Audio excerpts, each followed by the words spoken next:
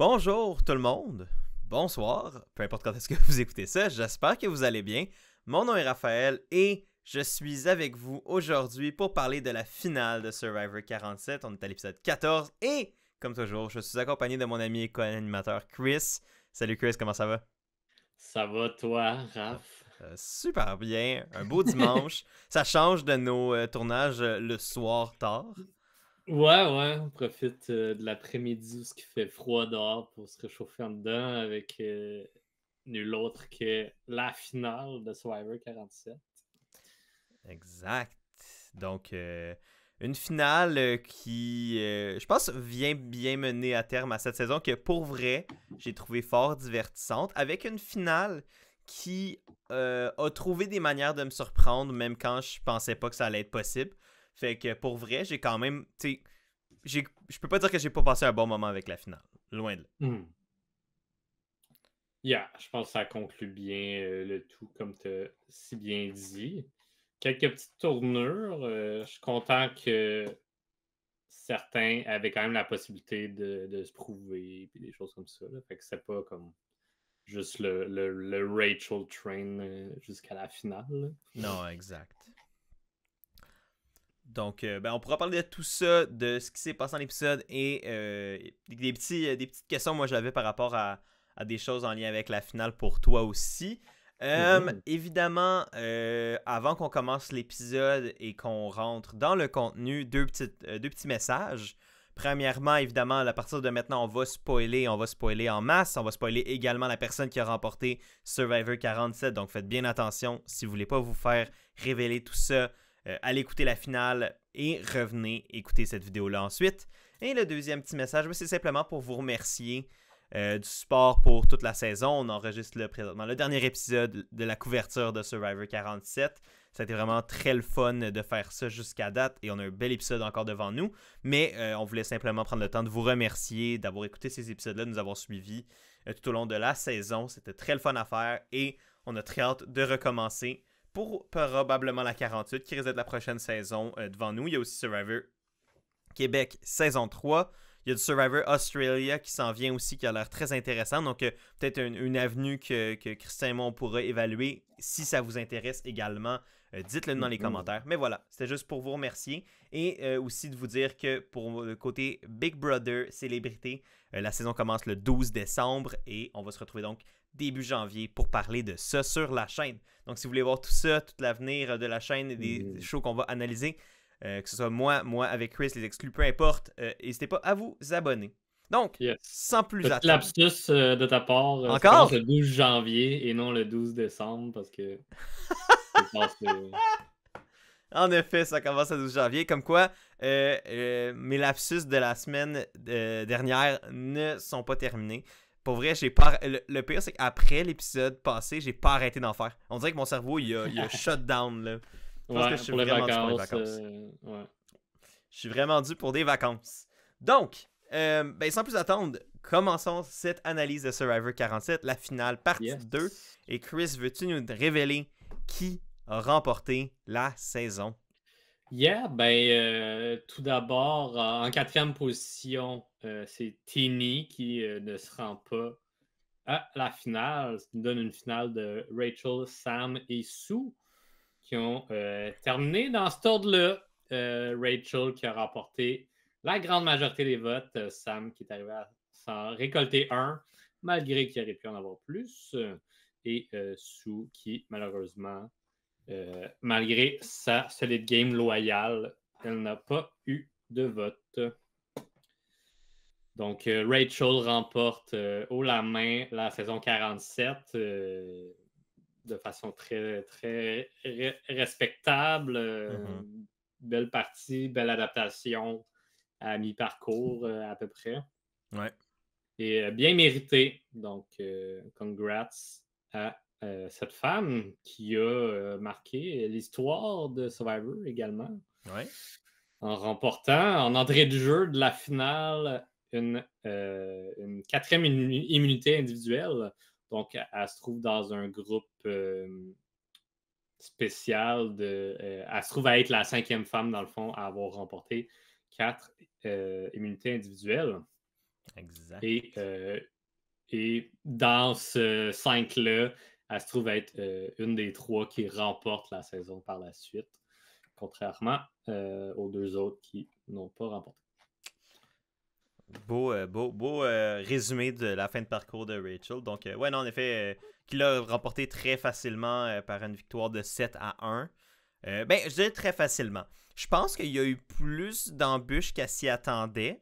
Ouais. Mais tout de même, je pense qu'en voyant le résultat, ça reflétait un peu ce qu'on avait en tête depuis longtemps.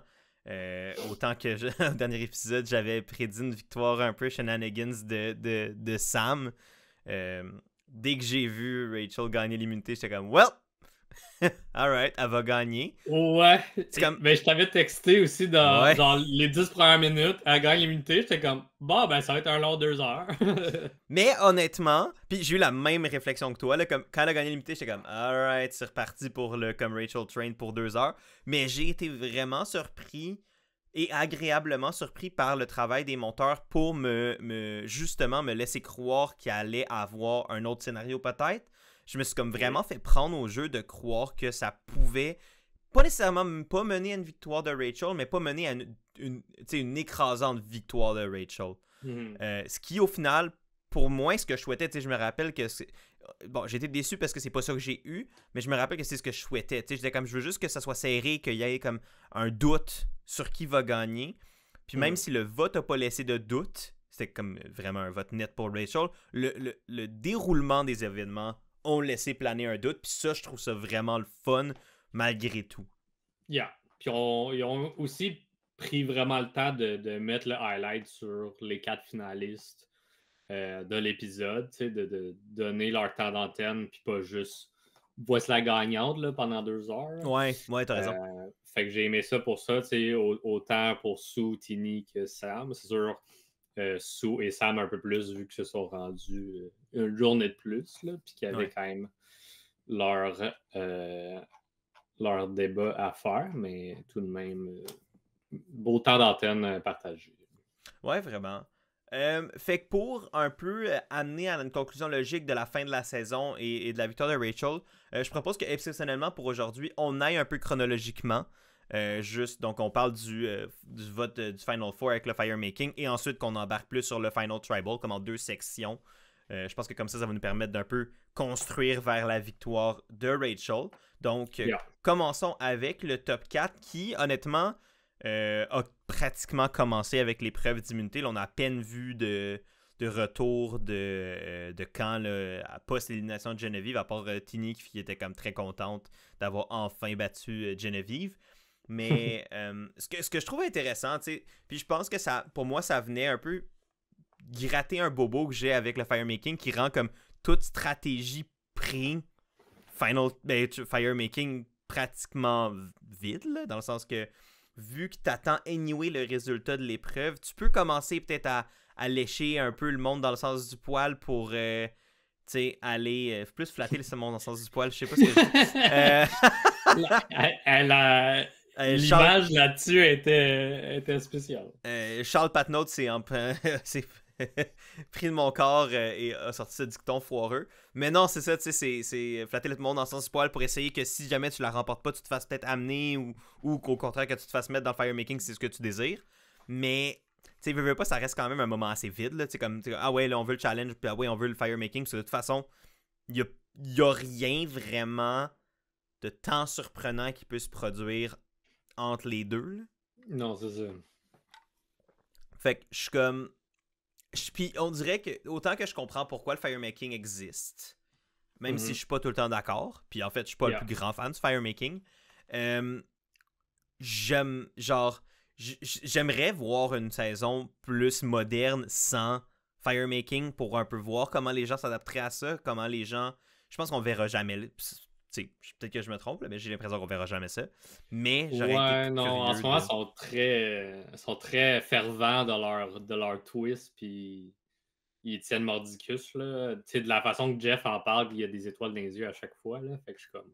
Ouais, mais oui, ça fait des moments télé. Je veux dire, même le Firemaking ce coup-ci a été un des meilleurs Firemaking sur le point de vue divertissement. Mais pour moi... ça reste quand même stratégiquement un moment vide dans le show Ouais. qui se veut un moment, ben tu sais, pas vide à 100%, mais comme qui a peu d'incidence stratégiquement. Puis on a eu une grosse démonstration, je pense, dans l'épisode, dans cette finale-ci. Mais je serais curieux là, de voir un peu les gens devoir se réadapter à un format plus classique de devoir éliminer quelqu'un au top 4 ou peut-être même un surprise top 2. Puis de voir comment les gens s'adaptent avec un changement de formule. Parce que, tu sais, si les gens s'attendent constamment à la même chose, tu peux mener à ce que la stratégie devienne un peu stale. Ouais. Puis, fait tu sais, la nouvelle formule est pas mauvaise à 100%, mais je pense que de la faire varier avec la classique, puis, tu sais, continuer de un petit peu, tu sais, pas créer des tendances trop définies, ça pourrait peut-être être intéressant pour le futur du show. Je sais pas. Ouais, mais tu sais, déjà, Rachel au Tribal, puis c'était ma seule petite crainte, là, c'est genre, est-ce qu'elle va, genre, vu qu'elle était vraiment bonne en firemaking, est-ce qu'elle veut s'assurer que Sam soit pas là, des choses comme ça. Mais elle a dit vraiment en mots ce que j'ai souvent dit, puis ce que beaucoup de gens pensent, dont toi, mais comme Rachel a dit, j'ai déjà gagné mon collier d'immunité, j'ai pas besoin de me prouver une seconde fois. Fait que je vais les laisser faire le feu, j'ai pas besoin de le faire. Ouais. Puis c'était ma seule crainte, c'était comme, tu sais, c'est tout le temps cette question-là, est-ce que le feu devient plus important que l'autre challenge qui était à multiples étapes et qui a fini vraiment serré dans un puzzle où que tout le monde était rendu à cette étape-là, tu sais. Mm-hmm. Fait que je trouve ça dommage qu'on mette ça de côté pour mettre de l'avant le firemaking. Fait que je suis content que Rachel n'a pas été dans cette avenue-là. Là. Ouais. Puis même, le firemaking, des fois, devenait plus important que 30 quelques jours de game, des fois aussi, là, tu sais. Ben oui, c'est ça. Tu sais, je peux comprendre que la première fois que quelqu'un s'est mis dans la position-là de donner son collier d'immunité, je pense que dans son cas, c'était nécessaire, mais puis c'était out of, tu sais, c'était comme out of the box comme réflexion de faire comme, hey, je l'ai gagné dans le challenge, mais je pourrais faire de quoi d'encore plus comme surprenant puis innovateur. Mais où on est rendu, là, ça fait plus de comme quasiment 15 saisons que le firemaking existe. Ou presque, là, on est pas loin de 15 saisons. Là. Je pense que je pense qu'on a vu une grande majorité des permutations qui peuvent se mener, comme qui peuvent se déployer autour d'un firemaking. Puis là, c'est là où je pense que les gens voient que ça a plus tant d'incidence sur la suite. C'est juste comme une épreuve, comme une épreuve d'immunité, si on veut, entre les deux personnes qui se rendent pas au garantie. Puis, comme tu as dit, le fait que Rachel fasse comme « Hey, moi, je suis good, battre Sam au firemaking, j'en ai pas besoin pour ma game. » Ben, je pense que ça montre que si tu as joué une assez bonne game, tu n'as pas besoin du firemaking. Tu sais, tu n'as pas besoin de ça sur ton CV pour mériter ta victoire. Fait que j'espère que cette réalisation-là va peut-être mener à ce qu'on réfléchisse différemment du côté de la production au firemaking. Mais c'est peut-être juste moi qui espère un peu trop dans le vide, là, mais... Donc, pour en revenir justement à ce firemaking challenge, ça n'a pas été long débat pour Rachel, a été straight avec les autres. Ouais. Et elle a dit, genre, aussitôt qu'ils sont revenus en train de se nettoyer, là, que c'était Sam et Tini qui allaient y aller. Elle ne veut pas ça a été comme sa seule alliée loyale en fin de game, où ce qu'elle avait besoin. Fait qu'elle trouvait qu'elle méritait sa place. Puis là, il y avait déjà la relation de frère et sœur qui se chamoient là, entre Tini et Sam. Ouais. Qui a starté puis qui a continué jusqu'à la conclusion de ce firemaking, je crois. Ouais. Parce que, tu sais, Rachel est allée donner des trucs à Tini, puisqu'elle voulait que Tini soit avec elle en finale. Tini, ça se passait bien. Sam, ça se passait pas bien. Fait que ça regardait bien pour l'avenue de 3 femmes à la finale. Mais voilà. Mais on a eu un beau petit moment, Sam. Sam qui trouve ça rough, que ça va se finir là, tu sais. Il relit la lettre de son père, ça le remotive à aller pratiquer. Il réussit à faire un feu, pas le plus beau, mais il réussit. Donc, on avait cette ambiguïté-là de qui va réussir. En même temps, ça s'est vu souvent, la personne qui réussit bien en pratique, foire après. Ouais. C'est pas nécessairement ça qui est arrivé. Là. Le vent a été beaucoup de la partie, je pense. Là. Mais ouais, Fire Making Challenge qui a été très serré, où Tini semblait bien en avance, pendant que Sam n'avait pas de feu du tout. Et Sam est arrivé de nulle part. Son feu a pu rester plus droit, disons, plus fort sur la corde que Tini vers la fin. Ce qui a donné la victoire à Sam, qui a donné un bon moment à télé, comme tu as dit, bon revirement. C'était tellement serré. Mais c'est ça, j'avais la bouche grande ouverte tout le long. C'était pas vrai, je pense que j'ai pas un souvenir tous les firemaking, obviously, mais c'était un des bons qu'on a vu pour sûr. C'est comme aussi serré que ça passait d'un bord à l'autre, ou en fait que ça semblait tellement donner d'un bord, puis finalement, hop là, ça revient. J'étais comme, ok, puis c'est peut-être un peu synonyme de ce qui va se passer, tu sais, comme, ça semble évident que Rachel va gagner ça, mais peut-être que finalement Sam débarque, puis peut venir foutre le trouble un peu dans tout ça. Je trouvais vraiment ça intéressant. Mm-hmm. Mais ce que je trouvais autant plus intéressant, c'est le petit tribal qu'il y a eu avant. Ouais. Parce que les discussions qu'il y a eu, puis la façon que Tini et Sam s'exprimaient, les deux travaillaient déjà le jury. Ouais, en cas d'une victoire. Puis il fallait. C'est ça. Tu sais, on n'a pas vraiment entendu de réponse de sa part. Rachel a donné son point de vue. Puis après ça, c'était beaucoup. On passe de Sam à Tini. Tini qui était comme pas vraiment mentionnée dans les discussions autres que celle qui allait aller affronter Sam. Fait que tu sais, ça y a ouvert la porte pour parler du fait qu'elle était underrated, mais qu'elle voulait se prouver pour pitch son cas à la fin. Puis Sam, lui aussi, je me rappelle plus de ce qu'il a dit, mais c'est ça. Fait que je trouvais que les deux avaient compris leur positionnement, que s'ils gagnaient le firemaking, qu'ils devaient déjà commencer à jouer dans la tête du jury. Là. Fait que j'ai trouvé ça vraiment bien. Ouais. Les petites discussions en amont. Là. Ouais, ben oui.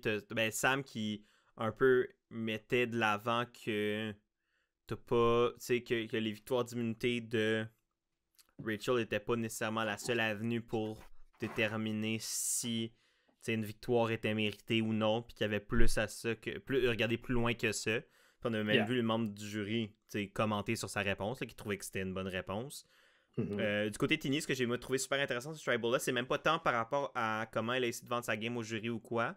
C'est vraiment plus son mea culpa par rapport à elle-même, puis la relation, puis la rivalité avec Sam, qu'on a vu à de nombreuses reprises, puis qu'on a commenté un peu là-dessus, là, sur la manière dont Tini traitait Sam et vice-versa. Ben, puis surtout, en fait, plus Tini qui traitait Sam, parce que Sam, à part être un peu taquin, là, rien de pire que ça.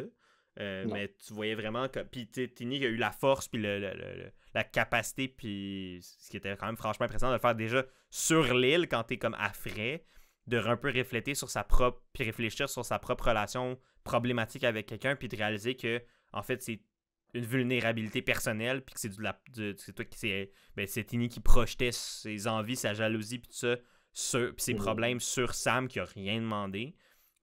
Pour moi, ça a démontré beaucoup de maturité de la part de Tini qui, il faut se rappeler, a 23 ans, là, tu sais, je veux dire, à 23 ans, là, on était tous un peu plus cave qu'on l'est en ce moment, puis on va, tu sais, je veux dire, c'est normal, puis je pense que d'être capable, tu sais, c'est difficile de faire de l'introspection quand t'es sur l'île, parce que quand tu fais ton introspection, c'est souvent par rapport au jeu, puis t'es souvent un parano stressé dans le jeu, fait que tout est un peu vu à travers un prisme qui est difficile, puis qui est différent, mais d'être capable de faire comme, ok, pourquoi est-ce que genre je ressens ces émotions-là, puis d'être capable de ramener ça à des facteurs autres, c'est vraiment impressionnant. Fait que je voulais quand même, tu sais, je vais critiquer quand les gens font des affaires que je suis comme, oh, là, ça c'était pas son meilleur, mais quand au contraire, je suis comme, ah, ok, la personne reconnaît ses erreurs ou reconnaît ce qui aurait pu être différent, je suis le premier à lever mon chapeau, puis ça, je trouvais ça super intéressant de la part de Tini d'avoir reconnu ça. Puis tant qu'à être sur la première partie, donc un peu avant le résultat du Firemaking, il y a quelques sujets sur lesquels on a comme passé vite dans la journée que je voulais un peu te poser des questions puis voir avec toi ce que tu en pensais, notamment l'épreuve d'immunité qui a été remportée par Rachel, comme on l'a dit, là, qui a pas mal été en avant presque tout le long de cette épreuve-là. Là qu'on a vu qu'il y était un parcours donc avec des étapes puis finalement un puzzle. Puis j'ai vu, je sais plus quoi, je pense que c'était un post cette semaine qui disait on devrait revenir à un défi d'endurance pour la finale pour la dernière épreuve d'immunité, parce que c'est pas une question de si t'es bon en puzzle, si t'es bon en physique ou quoi que ce soit, c'est juste qui le veut le plus. Puis je trouvais ça quand même intéressant comme réflexion. Là, on a vu que, connaissant la force de Rachel en puzzle, en voyant le puzzle à la fin, je pense que on a tout un peu la réaction de comme ça risque d'être Rachel, tu sais, considérant que les trois autres, c'était pas leur force. Puis je me suis posé la question, tu sais, c'est vrai que est-ce qu'un challenge de ramener un challenge d'endurance pourrait amener à des scénarios un peu différents pour la dernière épreuve d'immunité, puis justement peut-être mener à des moments télé plus forts que puis des moments de game stratégiques plus forts, comme de négociation, même à la limite, des choses comme ça, comme on a pu voir par le passé. Fait que je sais que Survivor aime pas les épreuves d'endurance tant que ça maintenant parce que ça prend vraiment beaucoup de temps puis ça peut déroger leur plan de prod, mais ça reste, me semble, quand même intéressant. Ouais, malgré qu'il y a quand même beaucoup d'épreuves d'endurance individuelles, là, à partir du merge, je trouve qu'il y en a vraiment plus que des parcours comme ça. Parce que, tu sais, quand t'as beaucoup de gens, il faut que tu aies l'espace pour chacune de ces personnes-là. Là. Fait que ça devient un peu plus compliqué. C'est pour ça qu'on a les parcours en équipe de 2 avec des éliminations jusqu'à l'épreuve d'endurance à la fin. T'sais. Fait que, c'est sûr que ça ouvre le débat sur la variance des épreuves post-merge. Comment naviguer tout ça. Mais je trouve ça intéressant quand même, l'endurance à la fin. Tu sais, malgré là, avec le puzzle, je me suis dit, ça risque d'être Rachel, tu sais. Quand même, tu sais, il y a eu beaucoup de revirements durant l'épreuve, avec Sam qui est passé de premier à dernier à repremier après sur le puzzle. Ouais. Qui a eu vraiment de l'avance. Mais c'est sûr que les premières pièces du puzzle sont plus grosses pour justement faire la structure de la chauve-souris. Après ça, c'est où ça devenait compliqué avec les petites pièces que tout le monde a bloquées, sauf Rachel. Ouais. Fait que je peux comprendre la question qui se pose là, ici. Là. Mais dans mes souvenirs de jeunesse de Survivor, les épreuves d'endurance qui avaient top 3 avant. Ouais, top 3, ça. Ça durait comme. Ça pouvait durer 4-5 heures. C'était débile. Ouais, le record, c'est 14 heures. Fait que je peux. Non, mais c'est ça. Je pense que c'est cette épreuve-là qui dure genre 12-14 heures que la prod a fait comme plus jamais. Puis, d'un point de vue production, je comprends pourquoi comme une épreuve d'endurance. Parce que c'est ça. Quand tu mets 1 million au bout de la table, il y a du monde qui sont prêts à faire des affaires assez malades pour 1 million. Fait que rester sur un poteau pendant 14 heures, il y a du monde qui serait prêt à le faire. Mais ce que je trouve intéressant de ça, c'est que ça pose vraiment plus la question de est-ce que tu le veux, comme à quel point tu le veux, puis à quel point tu es capable de te pousser plus loin, versus à quel point tu es capable de faire un puzzle plus vite que les autres. En tout cas, c'est. Ou de faire un parcours. C'est plus la question que je me pose. Pas que j'ai la réponse, mais je trouvais que c'était intéressant comme réflexion que la personne avait amené dans sa publication de comme est-ce que ça pourrait être une bonne chose de ramener ça? J'ai pas la réponse, mais je serais quand même intéressé de voir peut-être une fois. Parce que oui, il y a des épreuves d'endurance mais c'est même pas le même genre d'épreuve d'endurance. Parce que souvent, c'est plus des épreuves de comme résistance à la douleur. Tandis que, tu sais, mettons, je pense à une épreuve qu'il y avait en Australie où c'était. Ben oui, c'était un peu de résistance à la douleur, mais c'était juste que tu tenais un poteau dans une position plus ou moins confortable pendant le plus longtemps que tu voulais. Ben, que tu pouvais. Puis après ça devient quasiment mental ou / tu négocies avec l'autre personne parce que tu penses que tu peux la battre ou pas, etc.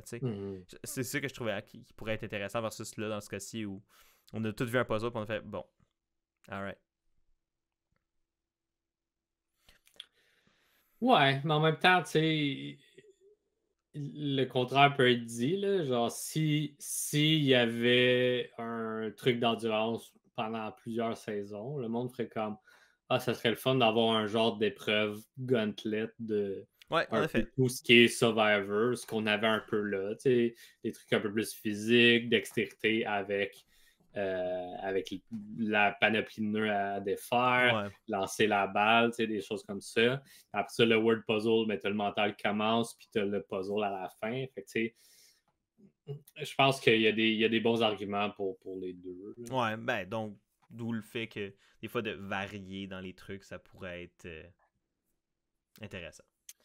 Ouais. Sinon, l'autre point que je voulais amener de la première, ben, comme de la première partie de l'épisode, c'est le fait que Sam, en 25 jours de Survivor, avait jamais fait de feu.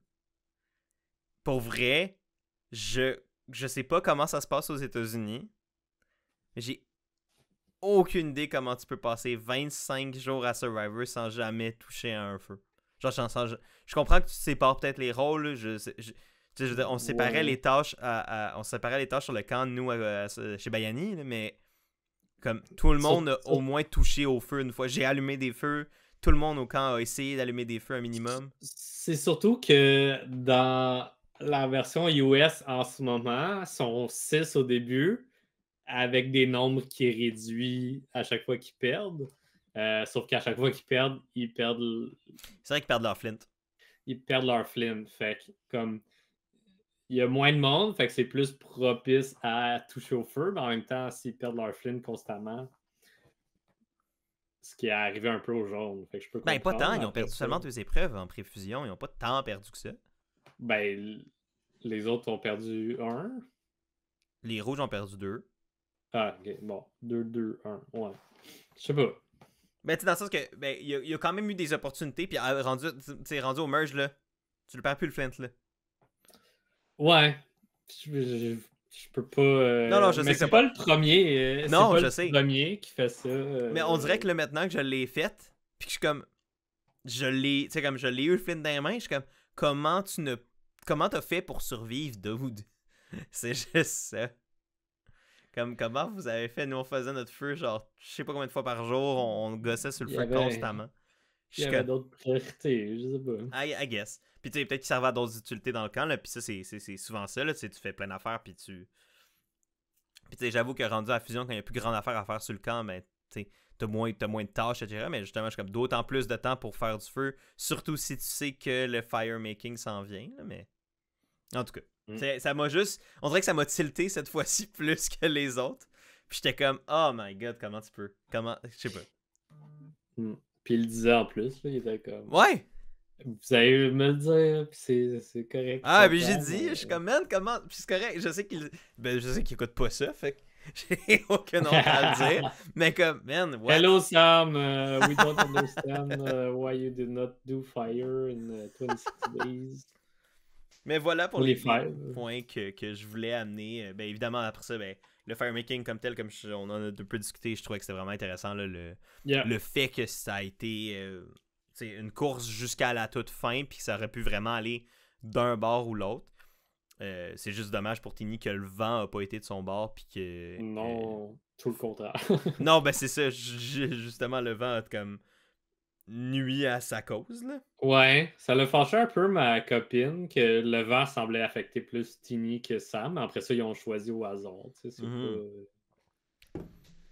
Non, puis le vent. Pas genre la prod avec une grosse fan en arrière. Là, genre, c'est pas. Ouais.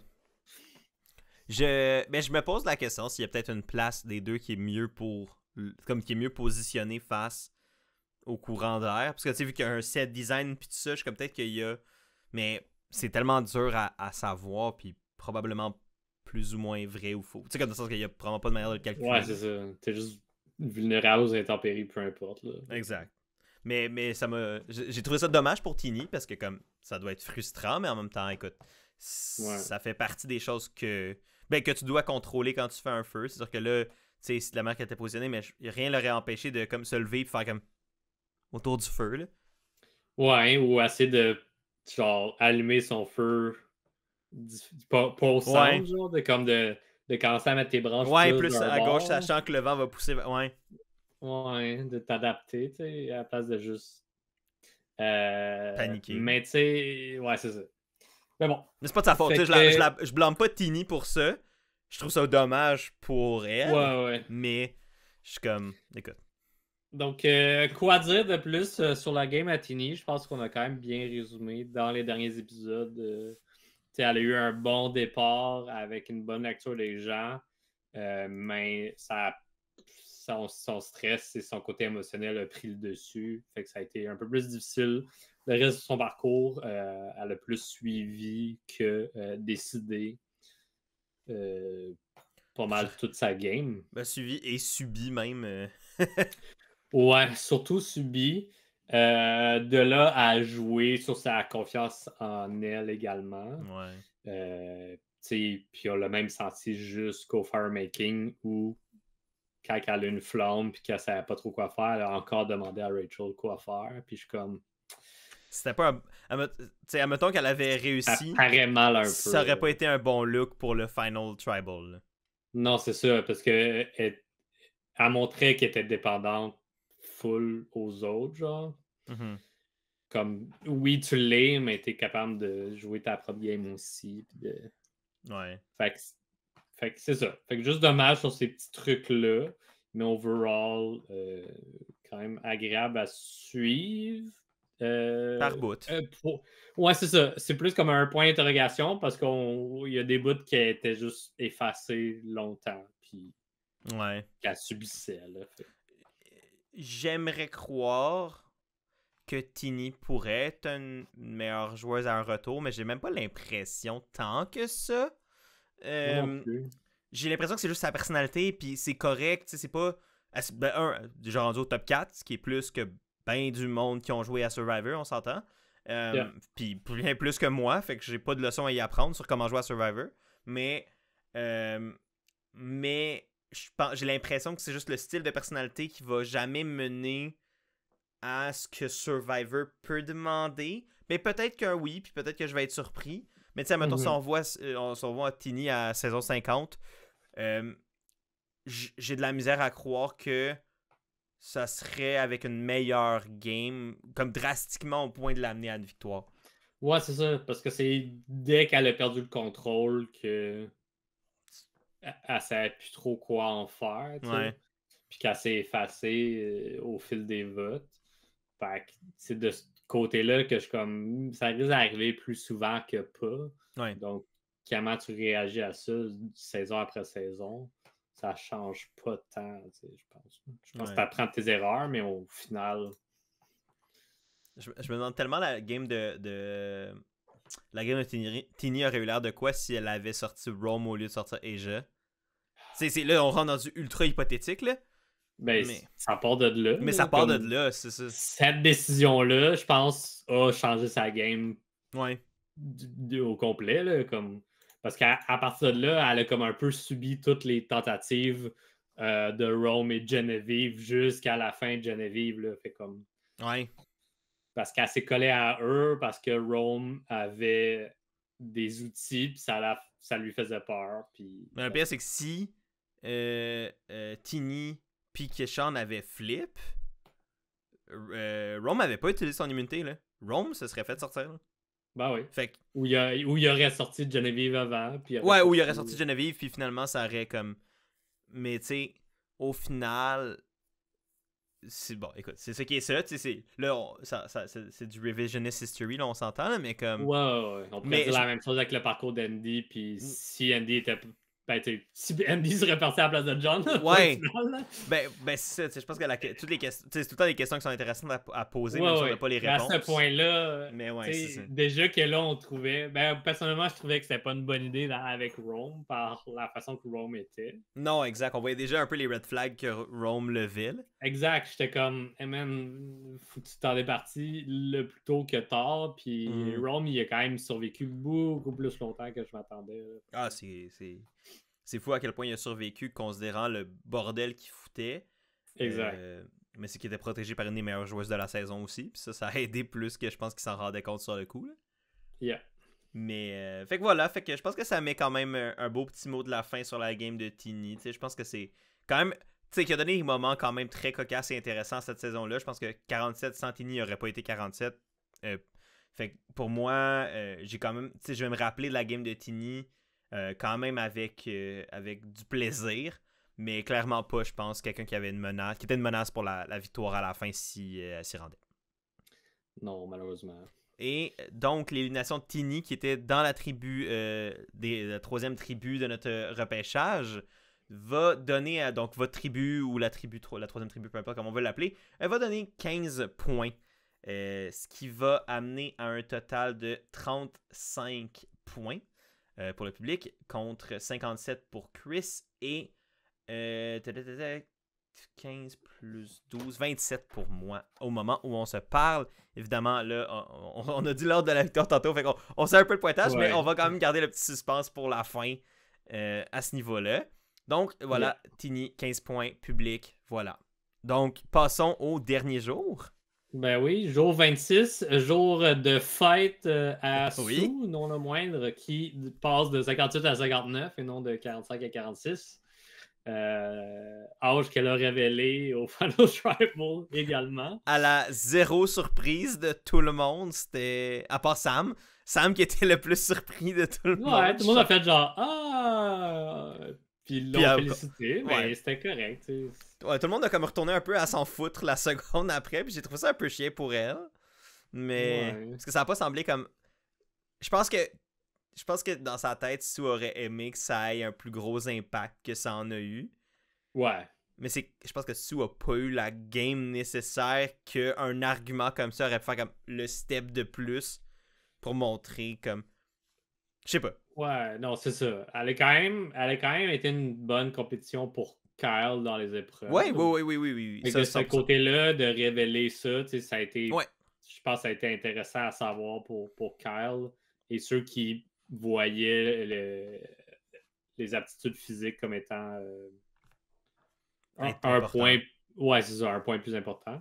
Mais en même temps, t'as Rachel à côté qui a gagné 4 immunités, qui a Tyler Record pour les femmes. Tu sais, comme immédiatement, les performances de Sue, quoique impressionnantes pour son âge, le sont comme immédiatement moins. Fait comme un des seuls arguments que Sue avait pour elle, surtout en relation avec son âge, est overshadow par la performance de Rachel. Fait que c'est juste comme c'est poche pour Sue. En même temps, écoute, c'est un peu témoigne de sa game aussi. Là. Yeah.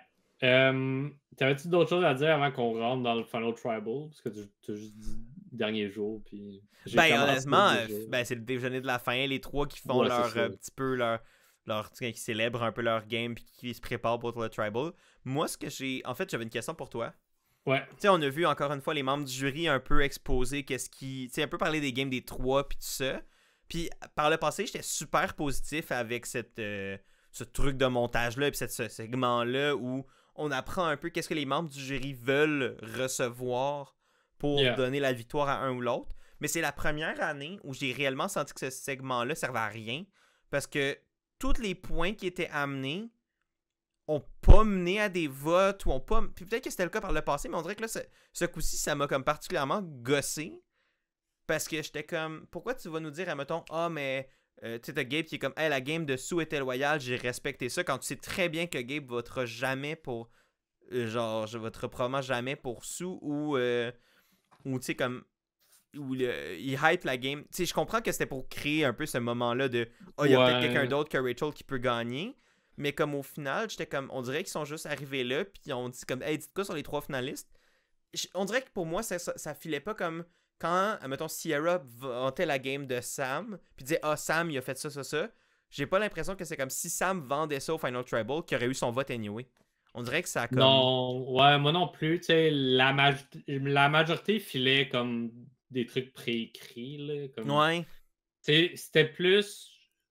Moi, j'ai pris ce segment-là plus comme les faces qu'on a vues toute la saison dans le jury qui résument la game des 3 candidats. That's it. J'ai vu ça comme ça à la place de où est-ce que les gens pourraient miser pour aller chercher des votes. Je trouve ça dommage parce que je préférais la formule de comme où est-ce que les gens pourraient viser pour avoir. Parce que là, c'est là où on pouvait comparer ce que le jury voulait avec la Ouais. performance au Tribal Council. Faire comme ah, personne A donne ce que personne B veut entendre, ça va peut-être donner un vote de plus ou whatever. Ouais, mais Ou tu sais, malheureusement, je pense que c'était déjà presque coulé dans le béton, là. Fait que c'est tough un ouais. peu de. Mais tu sais, mettons, dans le cas de saison 42, prenons ça, avec Mike puis Marianne, tout le monde était comme, faut que Mike assume sa game pour avoir notre vote. T'sais, si Mike assume sa game, il y a mon vote. Puis on a vu Mike zéro assumer sa game, puis il a perdu contre Marianne. Spoiler. Yeah. Euh, mais mais tu sais, comme là, on a senti que les propos que le jury mentionnait de comme, hey, si tel finaliste fait ça ou fait pas ça, ça va jouer sur mon vote. C'est comme, en tout cas, mais comme tu dis, c'est probablement fait parce que ben, tout le monde avait un peu leur idée en tête puis savait qu'il allait gagner ce Final 3-là avant même que le Final Tribal commence. Yeah. Mais, en tout cas, j'ai trouvé que ce segment-là, pour la première fois, m'a comme déçu. Puis ça m'a fait tuer parce que c'est un segment que je trouve super intéressant. Mhm. Mais là, je t'avoue que j'ai été un peu laissé sur ma faim. Ouais, exact. Puis ça le prouve, là. J'ai pris aucune note durant ce segment-là. Fait que c'est comme. Il y avait rien d'importance pour moi là-dedans. Là. Ben écoute, s'il y avait rien d'importance, partons dans quelque chose qui a un peu plus d'importance, le Final Tribal comme tel. Yes. Final Tribal. Overall, je trouve qu'il a été bien pour Rachel et Sam. Je trouve qu'ils ont été bons les deux Ouais. à certains degrés différents. Malheureusement, on l'a moins entendu, veut pas. Ouais. Mais malgré qu'il y a des questions qui étaient visées vers les autres, des gens comme Gabe qui prend le temps de reprendre la question de Sierra qui était pour Rachel et Sam, puis de le renvoyer à Sue. J'ai trouvé ça vraiment fabuleux, juste pour comme hey, comme on comprend que c'est eux qui sont en tête, mais comme prends le temps aussi de te défendre. Genre. Ouais. Puis j'ai aimé ça de Gabe, puis ça vient un peu à l'encontre de ce que Gabe voulait être en entrée de jeu, genre de comme voir tout le monde comme des pions, puis de pas s'attacher, puis veut pas. S'il prend le temps de donner parole à Sue, c'est qu'il la respecte aussi, puis ça a été une bonne amie pour lui dans la game. Là. Fait que Ouais, ben, j'ai aimé des moments comme ça. ouais, ben c'est ça qui est drôle avec Gabe, c'est que, tu sais, comme, ça a été beaucoup une question de débat de, comme, est-ce qu'il respecte, tu sais, les autres, puis tout ça, puis est-ce que, tu sais, puis jouer un peu le vilain, puis avec, tu sais, comme ça, c'est quelque chose dont il se cachait pas lui-même. Yeah. Mais, tu sais, toute la notion de, tu sais, respect, puis tout ça, puis finalement, comme, toute la presse post-saison que j'entends, à part genre Rome, puis lui qui s'aime pas à face, comme, tout le monde est comme, yo, Gabe, il est, puis tu sais, dans ce duo-là, c'est plus Rome problématique, on s'entend. Tout le monde est comme, yo, Gabe, il est super nice. Genre, je pense que c'était Kyle qui parlait super hautement de Gabe. T'as plein de monde qui sont comme, yo, Gabe, il est fucking chill. Genre, comme. Fait que, tu sais, je pense que vraiment le côté méchant puis de se détacher un peu froid, c'était purement du gameplay et zéro de la personne, du personnel. Wow. Puis, en effet, puis je pense que comme tu dis là, puis t'as mis l'accent là-dessus, tu sais, c'est un petit move comme ça de passer la POC quand même à Sue pour qu'elle essaie de vendre sa game quand tout le monde savait un peu que c'était une course à 2 chevaux. Ben c'est ça. Ça reste quand même intéressant. Puis ça permet pour nous, spectateurs, de voir quand même un peu de contenu dessous au Final Tribal qui a sinon pas mal été ignoré. Là. Ouais, exact. Mais comme on disait, donc une course à 2 entre Sam et Rachel. Pour vrai, j'ai vraiment aimé le Tribal de Sam. À quelques exceptions près. Là, quelques réponses ou quelques moments où j'ai fait il s'est fait avoir par Rachel là-dessus. Il n'a pas répondu comme comment j'aurais aimé qu'il réponde, que je pense que ça aurait pu avoir plus d'impact. Mais overall, moi je pensais honnêtement pendant le Tribal qu'il allait se gagnait des votes. Puis pas juste le seul qui a reçu.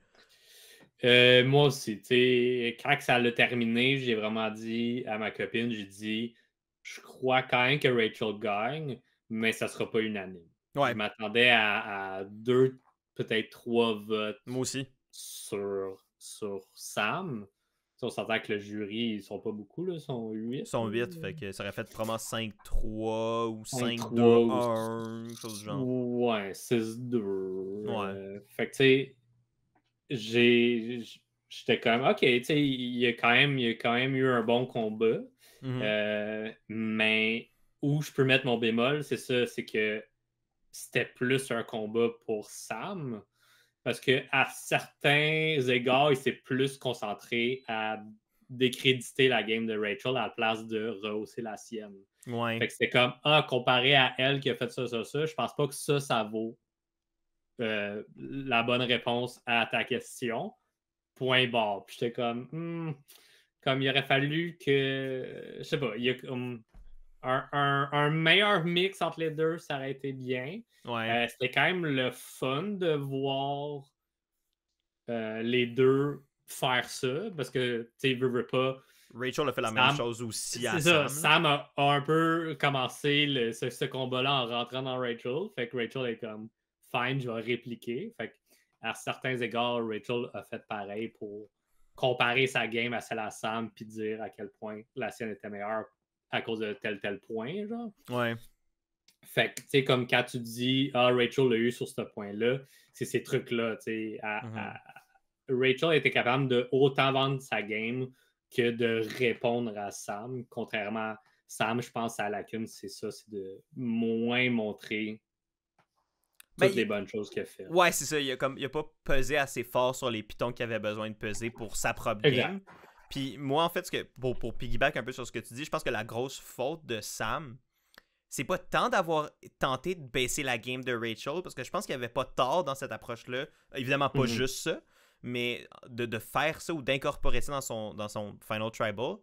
Mais je pense qu'il est parti du mauvais angle pour rabaisser la game de Rachel. Il est allé du sens de Rachel a tout le temps comme eu à compter sur la chance puis sur les immunités pour se sauver. Donc sa game est comme moins en contrôle, ce qui est pas faux.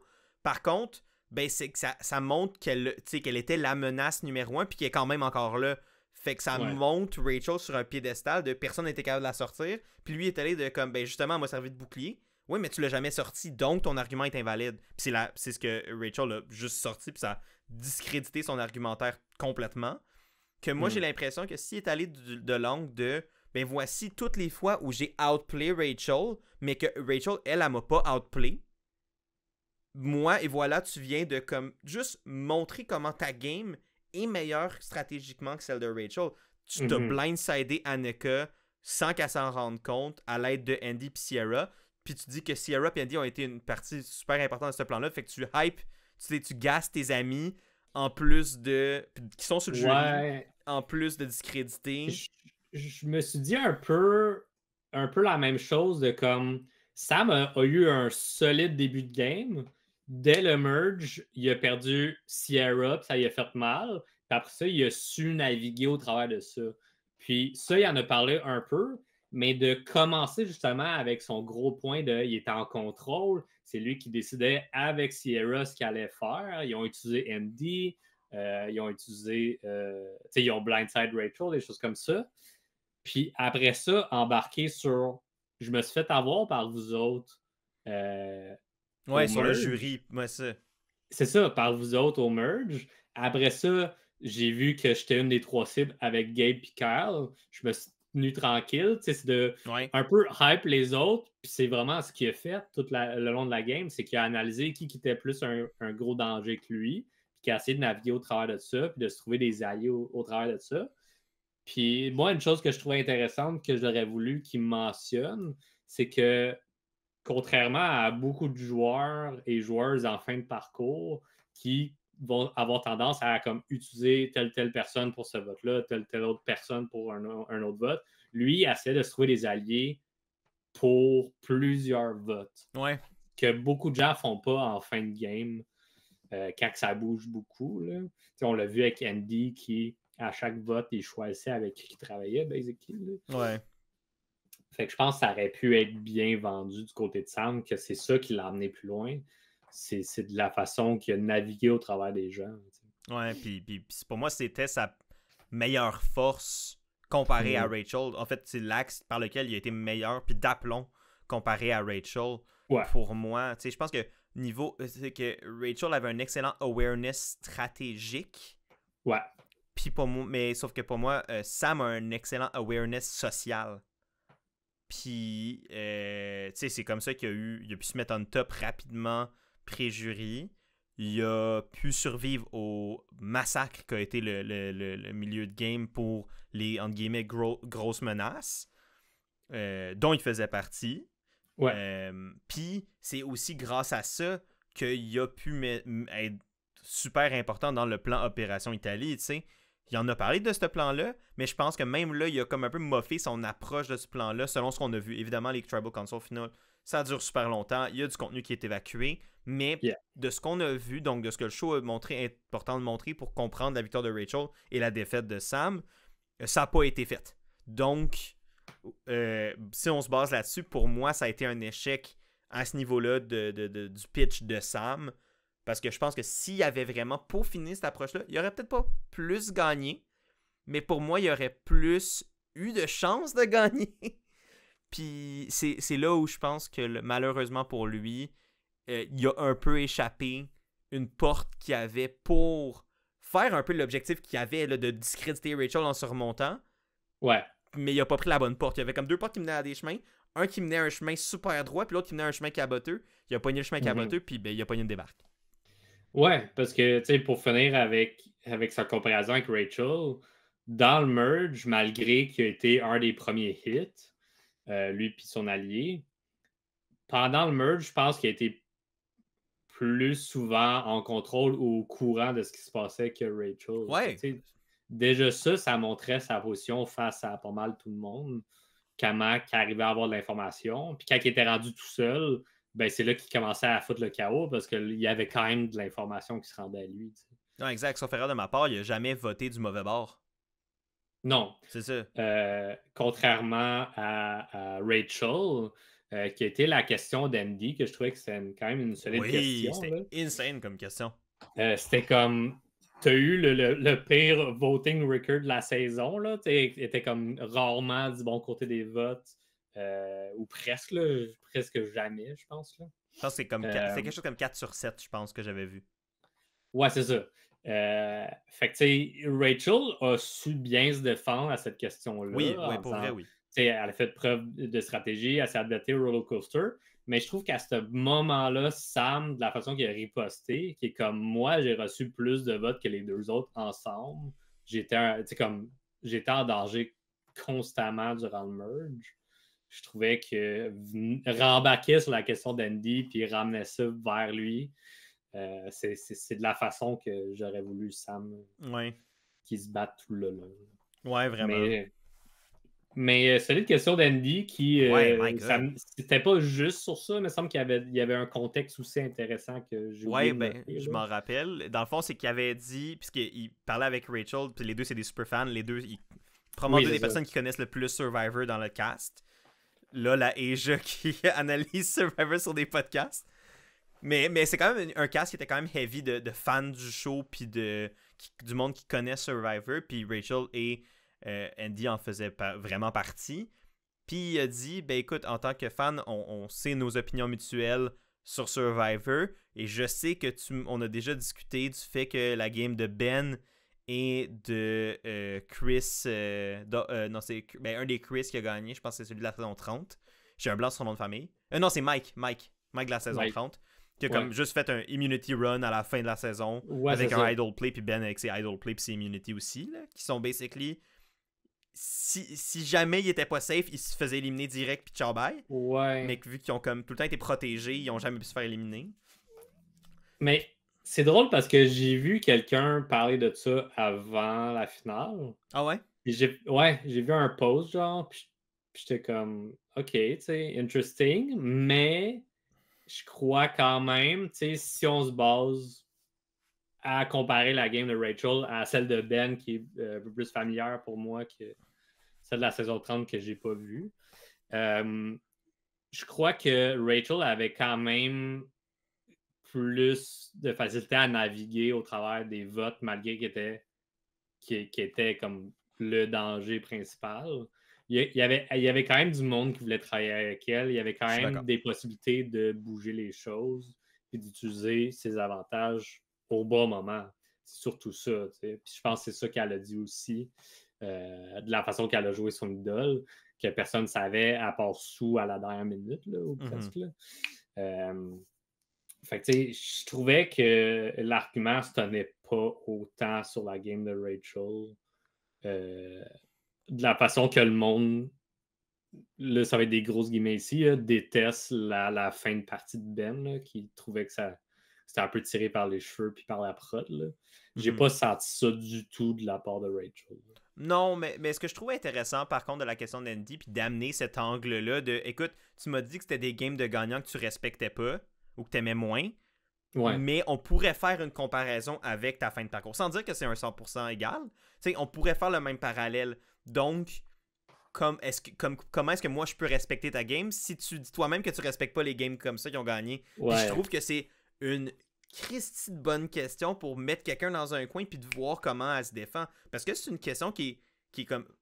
Qui justement, prouve-moi que ta game est soit différente ou qu'au contraire, maintenant que tu as une game similaire, tu comprends pourquoi c'était difficile, même ce chemin-là, puis pourquoi ce chemin-là est valide. Fait que c'est soit que tu me montres que ton cheminement de la compréhension de Survivor a grandi, ce que je pense que Andy aurait pu respecter en tant que fan du jeu. Puis à l'inverse, ben, si tu dis non, j'ai fait mieux qu'eux, voici pourquoi, ben tu montes ta game.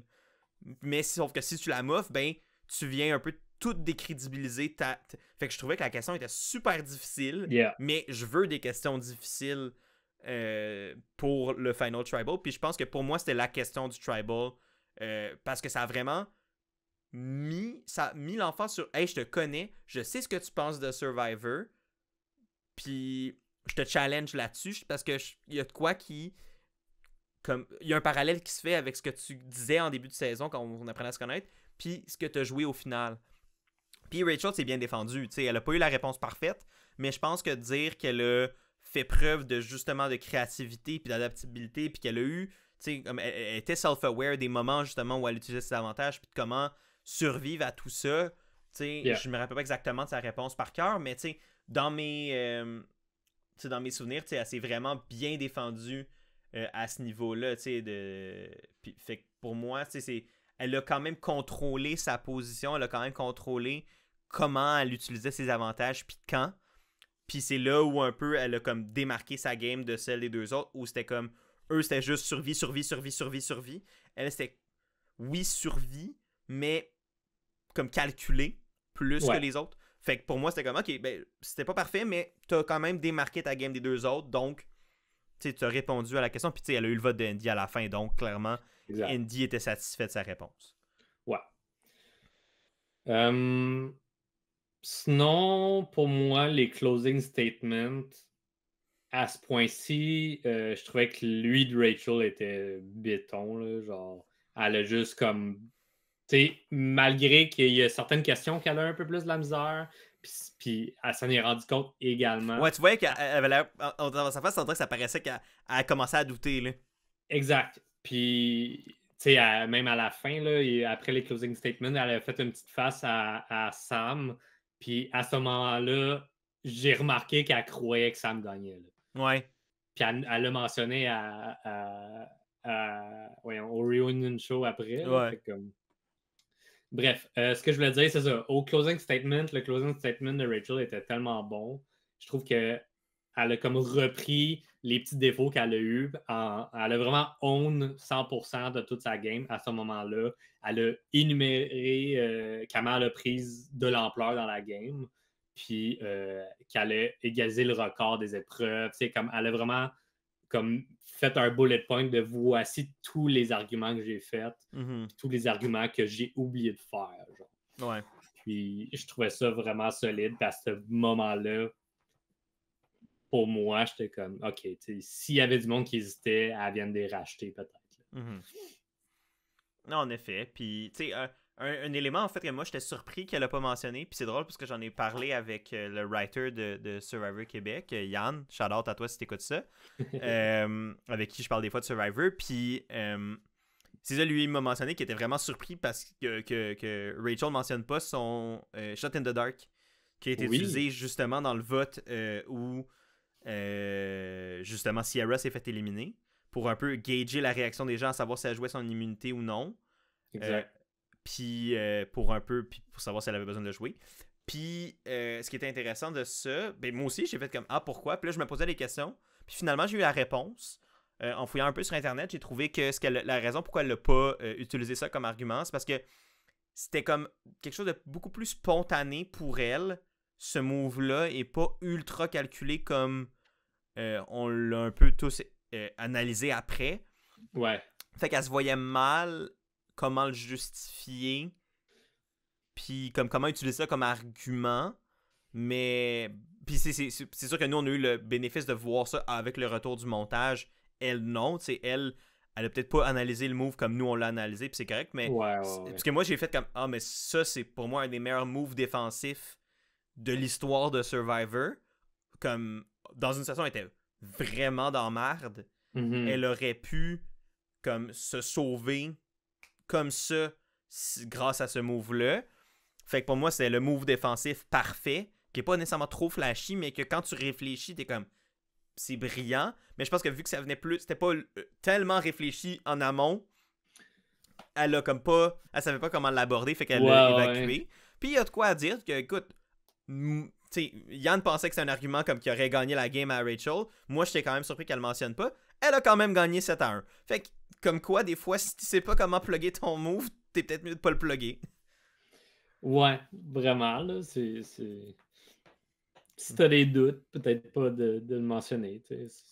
Ouais, c'est peut-être que les gens auraient pas comme embarqué dans comme de toute la compréhension du move. Fait que rendu là, garde les points que tu sais qui vont marcher, puis tu sais, t'as pas besoin d'expliquer toute ta game, t'as besoin d'expliquer ce qu'il y a dans ta game qui va te donner une victoire comparé aux deux autres. Fait que. Mais bref, c'est juste un petit truc que je voulais mentionner avant la fin.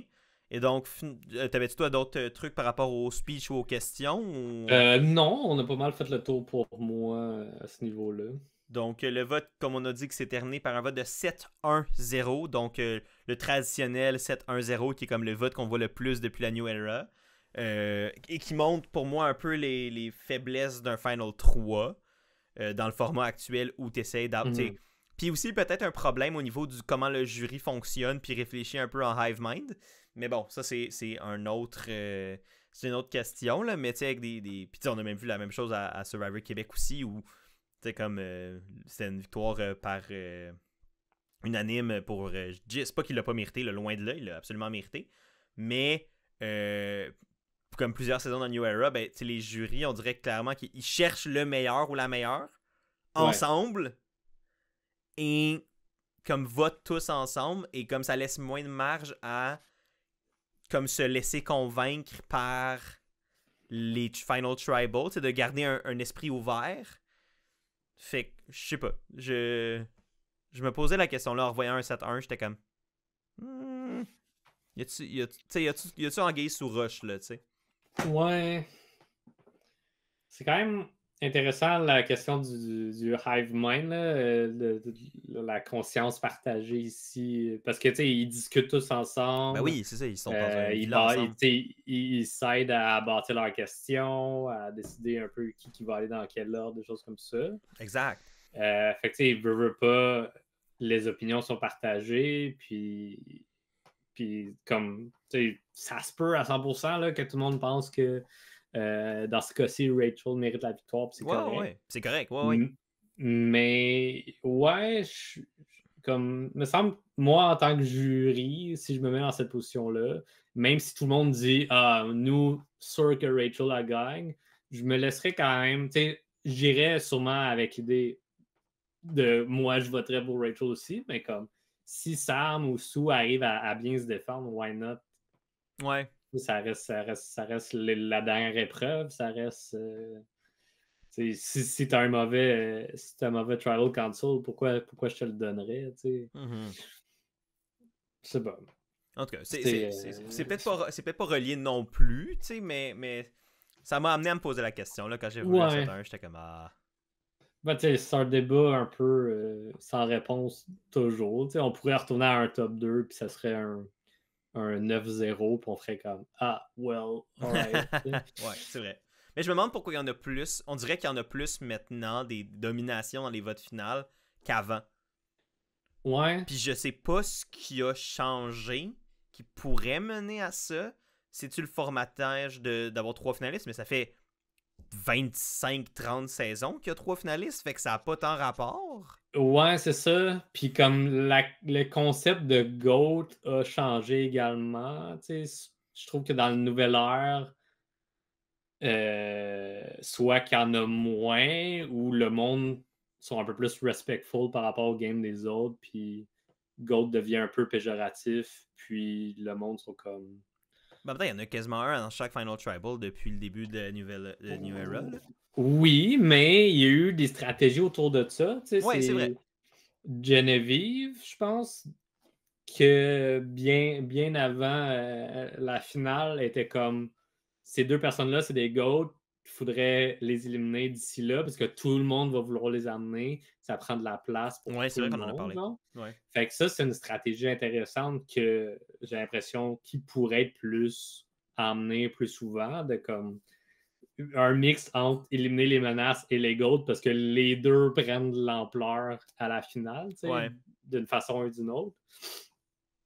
Ouais, c'est intéressant. Tu sais, c'est vrai que peut-être que ça. Mais peut-être qu'on on va assister à un changement de paradigme un peu, puis que cette réflexion-là par rapport à oui, éliminer les menaces, c'est important, mais éliminer les joueurs que les menaces veulent absolument amener à la fin parce qu'ils savent qu'ils peuvent les battre, c'est également. Tu sais, ça peut être intéressant pour te libérer une place à toi. Puis c'est vrai que le fait que tu amènes le point de Geneviève là-dessus, c'est très pertinent. Puis j'avoue que c'est intéressant. Puis ça pourrait peut-être mener à un changement de méta un peu aussi. Là.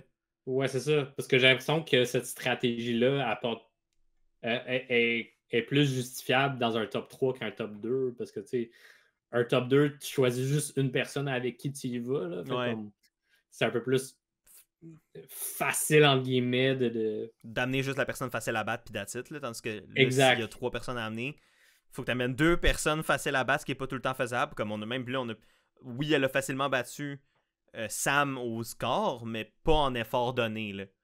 Non, c'est ça. Puis, tant mieux si d'une saison à l'autre, on voit de plus en plus des Troll Consoles serrés malgré que le vote ne le représente pas. Là. Ouais, c'est parce qu'au final, le Tribal Console était serré en termes de performance, plus que le vote le démontre. Puis c'est vrai. Donc, là-dessus, avant d'aller rapidement parler du post-show, puis de porter notre regard vers Survivor 48, qui a été teasé pour la première fois, justement dans l'émission de Reunion Show, donner le score mis à jour et final pour le repêchage de la saison. Donc, en troisième place avec 0 vote, mais qui a quand même donc gagné 16 points à votre tribu, au public ou à la troisième tribu, c'est Sue qui donc se termine troisième de cette finale, donne 16 points. Ce qui, avec l'élimination de Tini et de là-dessous, vous amène à un total de 51 points. On vous rappelle que Chris avait 57 points. Et là, le tout va se jouer sur donc les deux personnes qui ont fini premier et deuxième, donc respectivement Rachel et Sam. Sam me donne 17 points, Rachel me donne 18. Donc deux de mes joueurs repêchés ont fini dans le top 2. Et ce qui m'amène à un total de 63 points et me donne la victoire pour le repêchage de début de saison. Une saison qui a très mal commencé pour moi avec la perte de deux de mes joueurs dans le top dans les 3 premiers, mais qui s'est très bien rattrapé avec 3 joueurs dans le endgame qui m'ont vraiment aidé, donc Andy, Sam et Rachel, qui me donnent 63 points et la victoire après tout. C'est le public qui avait gagné l'année passée ou c'était toi? Ouais, non, c'est le public. Le public qui avait gagné l'an passé, moi qui remporte cette année, donc ça veut dire Survivor 46, c'est la tienne, mon Chris? À date, j'ai 2 saisons en deuxième, là, fait que...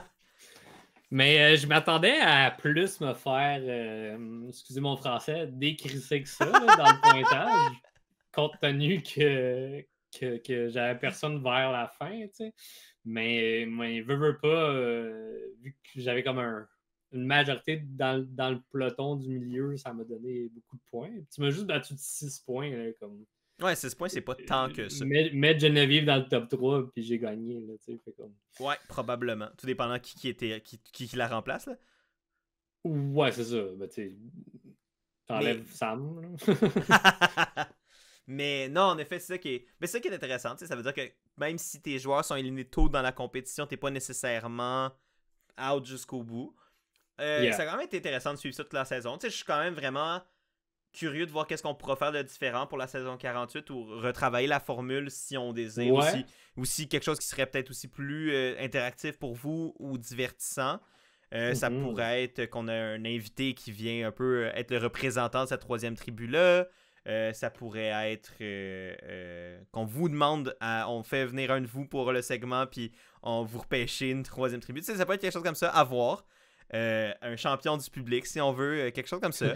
Who knows? Le monde des possibles s'ouvre à nous pour la saison 48, mais dites-nous dans les commentaires ce que vous, si vous avez des idées pour... parce que nous, en tout cas, moi, j'adore l'idée de drafter en début de saison, puis de Mhm. comme ça faire une équipe, parce que ça fait qu'on n'a pas juste comme, bon, mon winner pick est éliminé deuxième, je care plus pour personne cette Ouais. saison.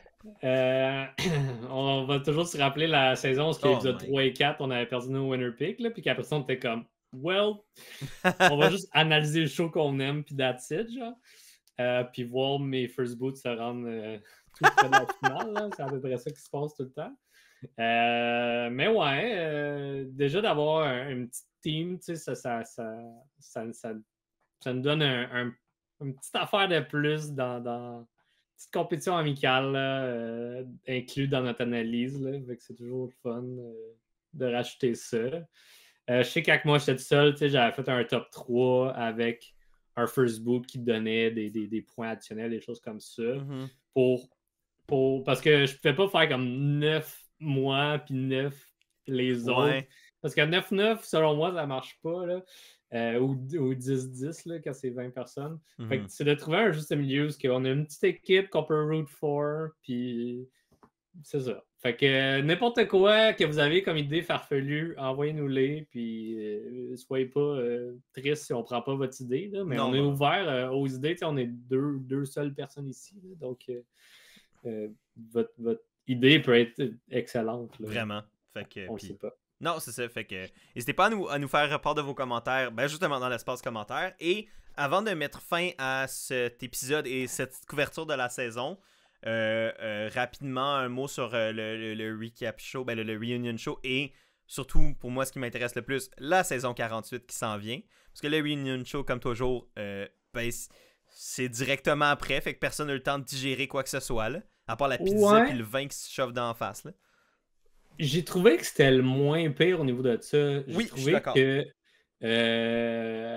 Sue a pas plus parlé que durant le Final Tribal, mais je trouvais que pour Tinny, pour Sam, il semblait beaucoup plus à l'aise avec le résultat Ouais. que d'autres joueurs sont comme j'aurais pu avoir plus de votes, j'aurais pu le gagner, puis là j'en ai eu genre 0-1, puis je file pas trop. Je trouvais que c'était moins pire celui-là, puis c'était un peu plus vivant. Là. Ouais. Ben, je pense que ce qui aide, c'est probablement que la victoire de Rachel était déjà un peu plus pressentie. Fait que là, c'était plus de voir est-ce que j'ai réussi à, tu sais, le combat de passer par-dessus. Puis, tu sais, comme Sammy dit, tu sais, comme j'ai fait ce que j'ai pu, puis ça m'a pas donné les votes. Fait que rendu là, je pouvais pas faire grand-chose de plus. Puis, tu sais, puis c'est Carl d'ailleurs qui a voté pour Sam, puis tout le monde le savait qu'il allait voter pour Sam. On dirait que c'était comme prédestiné. Je me suis demandé si c'était un vote pour empêcher Sue d'avoir la deuxième place ou si c'était un vote, tu sais, comme un vote Je pense, stratégique je pour. pense pas. Là. Je sais pas, ça m'a juste. Parce que, Euh, tu sais, considérant la rivalité qu'il y avait ouais, entre les deux ouais. avant. Parce que là, maintenant, ils sont chill, là, tu sais, ils se sont, tu sais. C'est ce Mais qu'on j'ai a. l'impression que c'est plus Sue qui avait une rivalité avec Kyle que peu importe. Là, Ouais, sauf que comme... clairement, c'est allé dans les oreilles de Kyle une fois au jury, là, avec le monde éliminé. Là. Oui, oui, 100%. Mais comme de la façon que Kyle l'a exprimé justement au Reunion Show, il apprécie énormément Sam, puis Sam a été important pour lui dans la game. Fait que, Mhm. lui a basé son vote là-dessus, puis that's Ben, c'est cool. fine Puis with c'est me. fair, ouais, c'est ça, c'est un. Au final, c'est une fair manière de voter aussi. Là, dans le sens qu'il n'y a pas de bonne manière de voter. Là. Il y a juste la sienne. Exact.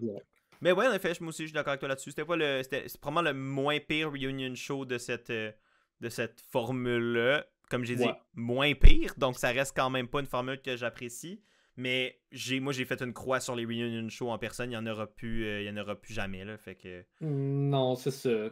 C'est comme, il y a une partie de moi qui s'ennuie des gros reunion shows on passe des extraits, on repart sur des affaires, on pose Ouais, des moi aussi. questions, tout le cast est là.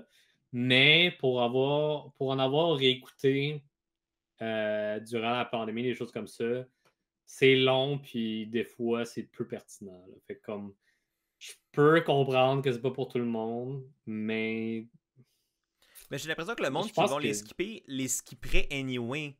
ouais. Fait que comme rendu là, ben je peux comprendre que pour eux, ils disent probablement ça. Fait que mieux vaut faire le truc qui coûte moins cher puis qui... Oui, tu sauves de l'argent, là, énormément. Là. T'as pas la salle à louer, l'équipement à Ouais, pis louer, c'est de les techs à l'argent puis de la payer, job. la diffusion et tout, là. Tout est... Puis c'est live, fait que Ouais. il y a un stress de plus. C'est pas la même... C'est de la gestion, là. C'est de la logistique. Ouais, exact. Fait que, comme, tu sais, je peux comprendre les pros and cons ici, que c'est mieux de le faire là-bas. Ouais. Mais... Ouais, comme j'ai une part de. C'est peut-être de la nostalgie qui parle, qu'on veut Ouais, ben du oui, old school clairement, reunion là. show, mais de me taper 1h30 de reunion show, je le Oh, ferais plus ouais. non plus, tu sais. Non. Surtout que, comme, entre toi et moi, la raison pourquoi... En tout cas, moi, j'écoute le Reunion Show, c'est juste pour l'extrait de la saison suivante, là. Oui puis non, Moi, là, c'est ça. la majorité du temps, quand c'est pas un concept spécial, j'en ai un peu rien à chier sur le trailer, parce que ça me donne absolument rien. Ils mettent juste des petites accroches. Jeff qui dit « Medic! » Puis on est comme « Ah non! » Pas déjà. C'est à peu près ça. Puis on voit quelques personnalités que je suis comme. Ils risquent d'être éliminés dans les premiers. Fait que je suis comme. Whatever. Non, mais moi, j'ai quand même... Ben, tu sais, je pourrais dire ça de tous les teasers. C'est rare que je vois un teaser puis je suis comme, ah, je l'aime pas, là, mais comme... Ouais, c'est ça. Je suis pas en train de dire que je les déteste. J'ai juste. Je suis très nerd par rapport à ce genre de teaser-là. Non, mais ouais, moi j'ai quand même trouvé que quelques-uns qui m'ont. Ben évidemment, le Chocolate Milk Guy qui m'a fait mourir de rire, qui avait l'air tellement random. Ouais, pis ses muscles avaient l'air vraiment bizarrement formés, mais bon, c'est peut-être juste moi Je connais qui a pas. pas. Mais clairement que j'ai pas autant de muscles, fait que Non, je sais moi pas non comment ça se plus, fait que je développe. suis pas placé. Mais sinon, moi, il y avait la.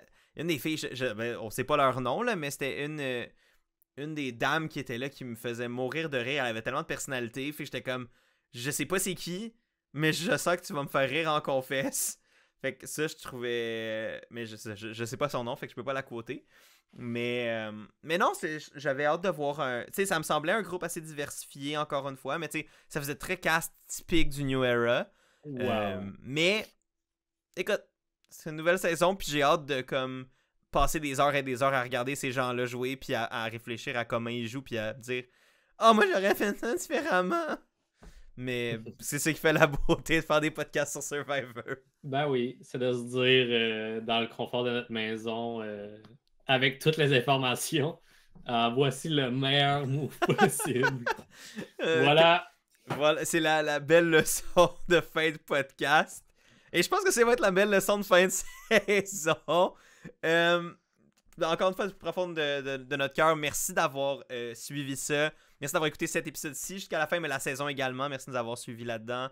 On sait qu'on est une petite communauté nichée pour Survivor US. C'est sûr que la version US a moins percé au Québec, mais on est quand même content de pouvoir faire ça année après année, saison après saison pour les gens qui suivent Survivor US et qui veulent du contenu en français là-dessus. Et nous, ça nous fait toujours vraiment plaisir de le faire. Je pense que je parle pour moi et Chris en disant ça. Donc... C'est de quoi que moi et Raph, on ferait anyways, genre sans podcast. Fait que aussi bien se donner une plateforme pour pouvoir jaser, puis approfondir aussi notre façon de réfléchir le jeu. Là. Je pense que c'est là-dessus qu'on triple le plus. Ouais, puis vous tripez là-dessus aussi, parce qu'on vous voit revenir et revenir. Fait que ça nous fait grandement plaisir de prendre ce temps-là puis de vous le donner. Exact. Donc, encore une fois, si vous avez aimé ça, parce que c'est la dernière fois qu'on vous le dit de la saison, mais n'hésitez pas à aimer la vidéo, n'hésitez pas à vous abonner à la chaîne pour tout ce qui s'en vient en 2025. Ça va être une belle année, je pense, pour les téléréalités au Québec, pour les téléréalités en général, et donc pour la chaîne, vu que c'est un peu ça le contenu de la chaîne.